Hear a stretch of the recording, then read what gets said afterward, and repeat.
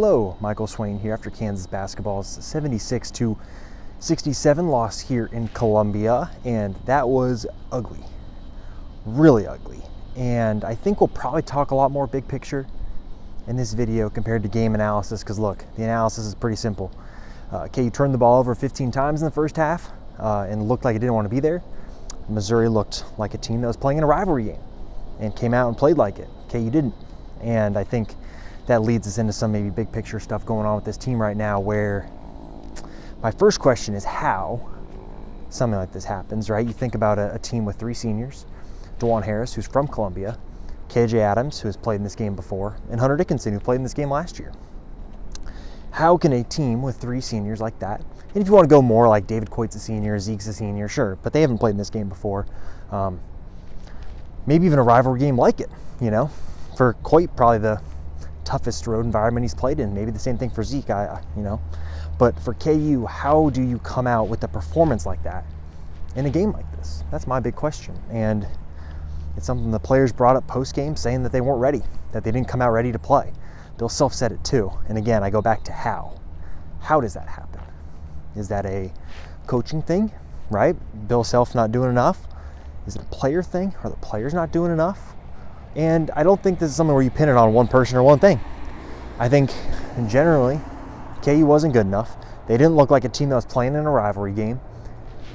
And that's pretty damning, because this is what happens, right? When you play in a game that the other team is turned up, their fans are turned up, they are ready to come out and play an intense style of basketball.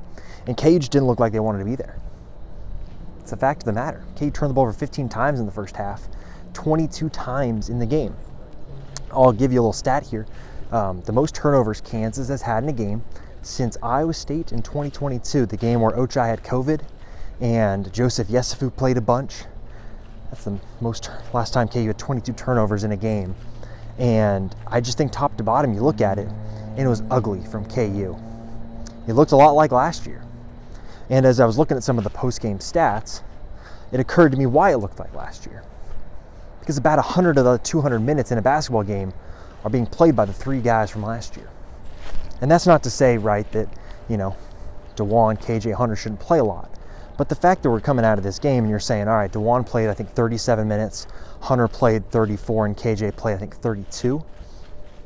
Bill Self spent most of the offseason talking about wanting to make it different and wanting to play guys more. Well, here we are. It's December. And Rylan Griffin plays, 12 minutes? It's just not good enough. And it's hard if you're a player to, I think, come into a new environment where you're having to do some new stuff and just not get the chance to play. And that for me is the big question here now. It's why I think the next week for KU is going to be so fascinating. Or really 2 weeks, honestly, because KU plays one game in the next 13 days. So what makes it so fascinating is, I think, if this season is going to go the way KU wants it to, where you are playing into April, AJ Storr and Rylan Griffin need to start. That's what I think the ideal starting lineup looks like. You have Zeke Mayo coming off the bench, and he can do what he does off the bench. And I think it's a great spot to be in. But what has to happen is it's a two-way street here, right? Rylan Griffin and AJ Storr need to, I think, follow a lot of the stuff that Bill Self is saying. What is that? Well, you got to be solid defensively. You got to play within the offense and not ball stop, take bad shots. And I think you can see it, right? That's not happening right now, but also the players, again, it's a two-way street. The players are getting limited minutes, so when they're out there, they're probably thinking, man, this is my chance. I got to go make something happen so I can stay out here for longer. And that leads you to press, and that probably leads to inefficiencies, which then Bill Self sees and says, you're coming out. And that's how Rylan Griffin plays 12 minutes in a game where KU's floor spacing was atrocious. And KJ Adams had 3 fouls in the first half. So it's just, there are a lot of big picture issues for KU, and I think this week maybe expose some of those, where KU, it feels a little bit like last year too, where you could say KU can beat anybody on any given night. But on the other hand, this week showed that KU can get beaten by other teams, especially on the road, on any given night. And so it's why I think this is going to be really fascinating next 2 weeks, because a lot of this is going to go on behind the scenes, but we're not going to see it, right? KU's going to play NC State next Saturday, and then they're going to play again. I think it's a Sunday after, right before Christmas. I think it's maybe the 22nd is when they'll play. And that's really where KU is going to be. And then all of a sudden conference play starts, and it's a 20-game conference slate. And that's tough road games, and KU can't come out and play like this on the road. And I think that's another big picture question you have about this team right now. It's, in these road games, who are the guys that can steady the tide? And I think you saw the lack of that in the first half for KU, where as Missouri's going on this run and KU is not scoring, they're turning the ball over.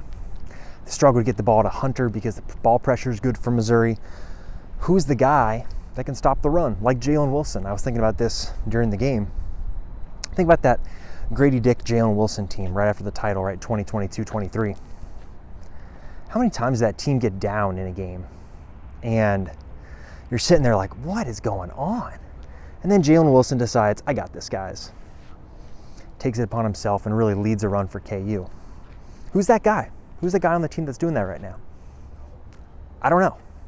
I think that's a question KU's got to find out, because I think that's one of the keys for KU to get to where it can be. You got to have those dudes that can just say, screw you guys, I got this, let's get back on track. And right now I'm just not seeing it. When things are going against KU, it snowballs. I think you really saw that against Creighton. You saw it here again today. So it's interesting. Is this the end of the world? No, it's not. I think some of the topics I'm probably covering make it sound like it's the end of the world. It's not the end of the world. This is still a good basketball team that's going to win a lot of games. But we're also talking about Kansas, where getting to the upper echelon of the sport and talking about playing, in Elite Eights and Final Fours and playing for national championships, is this a team that can do that? Sure, it can. Because I think also college basketball is in a stage now where the parity is so incredibly high, and I think anybody can beat anybody for the most part. But you saw what UConn did, right? They looked like a freaking good team. And I think KU right now looks like a team that on some nights can't beat anyone, right? The team that beat Duke with Hunter Dickinson barely playing at the end, right? That looks like a good team. But then you see this week what the lows can look like. And so I think for KU, it's going to be about finding where that floor is. Is the floor like last season, where you get blown out a couple times on the road and it's ugly? Or is the floor some of, self-pass teams where it just looks different?